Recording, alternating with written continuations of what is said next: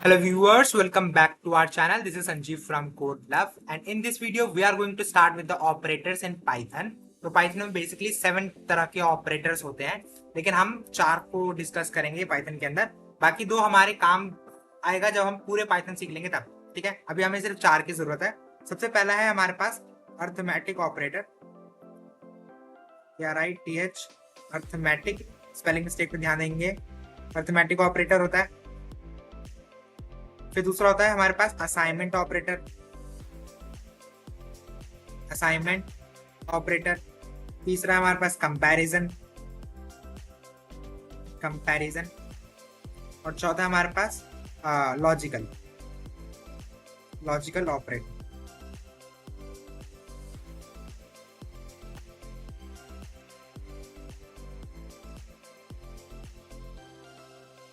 तो 4 तरह के ऑपरेटर होते हैं, हम एक एक करके सबको समझने वाले हैं। सबसे पहले हमारा अर्थमेटिक ऑपरेटर।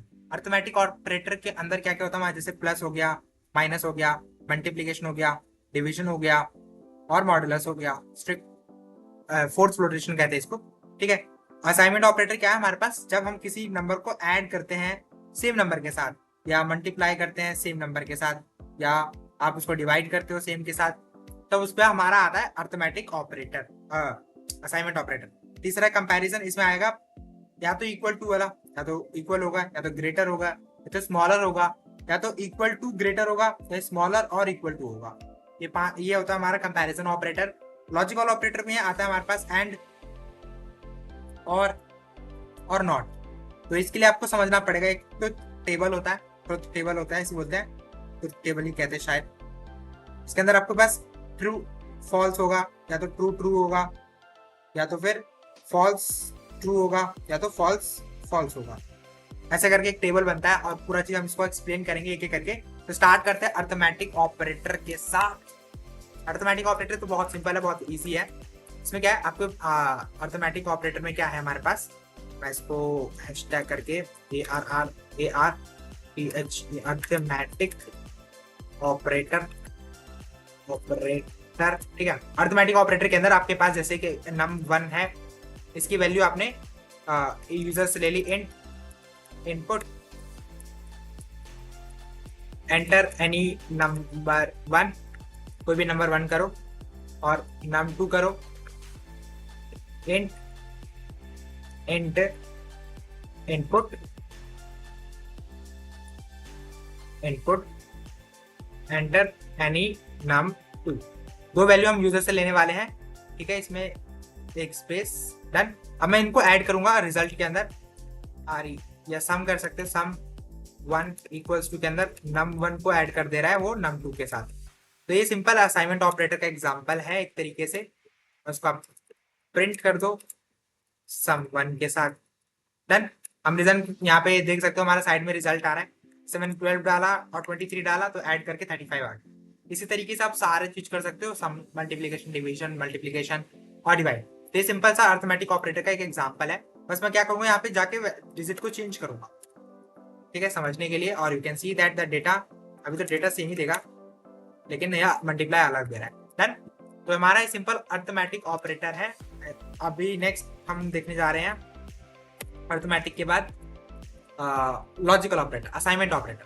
ठीक है। असाइनमेंट ऑपरेटर क्या होता है, ASSIGNMENT, assignment operator. Assignment operator क्या होता है, जैसे आपके पास num1 है जिसकी वैल्यू अभी 10 है। अब चाहते हो इसी num1 के अंदर, इसी num1 के अंदर आप 20 ऐड कर देना। ठीक है, ऐसे चाहते हो तो ये हम कैसे कर सकते हैं, आपने लेट सपोज कि num1 आपका पास एक ऑलरेडी वेरिएबल है और एक नया नंबर है जिसके अंदर आप उसको ऐड करना चाहते हो, num2। तो इसके अंदर मैं क्या करूंगा, इसको लिखूंगा, इनपुट ले लूंगा यूजर से, input enter the value, enter any number. ठीक है, ये यूजर से ले लेगा। फिर num1 के अंदर ही वो num1 को ऐड कर दे, किसके, num2 को, ऐसे। अब प्रिंट करूं मैं, प्रिंट कर दूं मैं num1 को इस तरीके से। तो एंटर करते हैं इस लाइन कोड को, जैसे आपने 12 10 एंटर किया तो 12 और 10 22 आएगा, आंसर 22 आया। लेकिन हम इसी लाइन को, इसी बड़े वाले लाइन को हम इस तरीके से लिख सकते हैं। कैसे? num1 प्लस और इक्वल टू, फिर आपको कर देना है num2 के साथ। बस इस लाइन को इस तरीके से लिखने को बोलते हैं असाइनमेंट ऑपरेटर। इस वाली चीज को असाइनमेंट ऑपरेटर कहा जाता है, जो यहाँ पे दिख रहा है आपको। ठीक है, इसको हम रन करेंगे, आंसर सेम आएगा। ठीक है, अगर हमने 12 डाला तो 22। Got it? इस तरीके से आप प्लस माइनस मल्टीप्लिकेशन सब कुछ कर सकते हो। यहाँ पे बस आपको इस सिंबल चेंज करने की जरूरत है। इसको हम रन करेंगे वापस से एक बार। 12 एंटर किया तो मल्टीप्लाई हो गई, 120 आ गया। सिंपल। तो हम अर्थमेटिक हो गया, असाइनमेंट हो गया। अब कंपैरिजन। कंपैरिजन क्या होता है हमारे पास? जैसे लेट सपोज कि मैं इस पूरे को रिमूव कर देता हूँ और num1 लिया मैंने 10, ठीक है, num2 लिया मैंने 20, ठीक है। अब मैं एक कंडीशन लगा रहा हूँ, इफ num1 की वैल्यू अगर इक्वल है num2 के बराबर, तो आपको प्रिंट करना है इक्वल, इक्वल। अदरवाइज आपको प्रिंट करना है एल्स, प्रिंट करना है not equal, not equal. Then अब रन करेंगे इसको। तो नॉट इक्वल आ गया क्योंकि ये इक्वल नहीं है। लेकिन अगर मैं इनकी वैल्यू इक्वल कर देता 10 10 और फिर रन करता इसको, तो इक्वल आता। I hope understand equal to का ऑपरेटर। क्या वो ग्रेटर है? हम ये भी कर सकते हैं। क्या num1 ग्रेटर है? अगर वो num1 ग्रेटर होता तो इक्वल आएगा, नहीं तो not equal. Let's run not equal. ठीक है, अब इक्वल टू और ग्रेटर लेस भी एक बार ट्राई करते हैं। लेस, लेस वाला एक बार ट्राई करके देखते हैं। तो यू कैन सी दैट कि num1 अभी छोटा भी नहीं है, ठीक है, बड़ा भी नहीं है, छोटा भी नहीं, क्योंकि दोनों बराबर है ना। अब इक्वल टू डालेंगे इसमें, तो यू कैन सी दैट अब इक्वल आएगा। You can see that equal to आया, ठीक है। अब ग्रेटर और इक्वल टू भी होता है। अगर ग्रेटर नहीं तो इक्वल टू तो सही, तो भी आंसर इक्वल ही आएगा।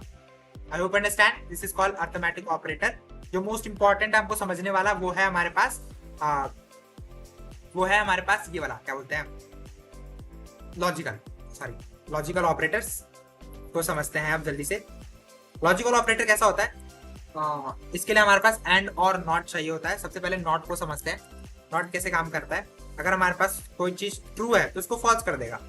जैसे सिलेक्ट ऑल किया मैंने, एक लिया मैंने फ्लैग जिसकी वैल्यू अभी ट्रू है, ट्रू है। अब मैं प्रिंट करूंगा, प्रिंट कर दो not of flag, F not of flag, ठीक है। फ्लैग की स्पेलिंग में यहाँ पे मिस्टेक नहीं किया मैंने, कहीं और किया। तो यहाँ पे देखो, उसने ये ट्रू देना चाहिए लेकिन इसने इसका फॉल्स दिया। तो how this way this not will do. Not के बाद हमारा जो और होता है और एंड होता है, उसके लिए आपको ट्रुथ टेबल समझना पड़ेगा एक बार, ठीक है। तो एंड कैसे काम करता है? एंड ऑपरेटर आपके पास सबसे पहले आपने देखा होगा, जैसे आपको ट्रू है और दो ही आपके पास लिटरल्स मिलेंगे, ठीक है। या तो फिर फॉल्स आएगा, फॉल्स आएगा। अगर ट्रू के साथ ट्रू है तो आपका आंसर ट्रू आएगा, लेकिन ट्रू के साथ अगर फॉल्स आया तो आंसर फॉल्स ही आएगा। अगर इसके साथ ट्रू है तो भी फॉल्स आएगा, ठीक है, और इसके साथ दोनों ही फॉल्स है तो फॉल्स आएगा। इस तरीके से एक ट्रूथ टेबल पूरी काम करती है। और एंड वाले में क्या है, और वाले में क्या होता है, आपके पास कोई भी इनमें से अगर कोई भी एक भी ट्रू है तो वो ट्रू हो जाएगा। It is as simple as like that, simple. और वाले में कम करके देखते हैं हमारे पास क्या है। एक हम जब दो या दो से ज्यादा वैल्यू आता है तब ये एंड और काम आता है। जैसे num1 हम वैल्यू ले रहे 10, num2 हम वैल्यू ले रहे 20 और num3 इसकी वैल्यू ले रहे 30। देन 30 हमें प्रिंट कर रहा हूँ, प्रिंट करो ये ट्रू फॉल्स ही देगा, ठीक है। तो प्रिंट कर रहा हूं मैं, क्या num1 इक्वल है num2 के, जो कि नहीं है। एंड या हम ऐसे करते हैं, तीनों वैल्यू को इक्वल लेके देखेंगे थोड़ी देर बाद, ठीक है। पहले हम कर लेते हैं। फिर क्या num1 इक्वल है num3 के, ठीक है। एक मिनट, एक num1 है num3, इसको मैं 10 कर देता हूँ।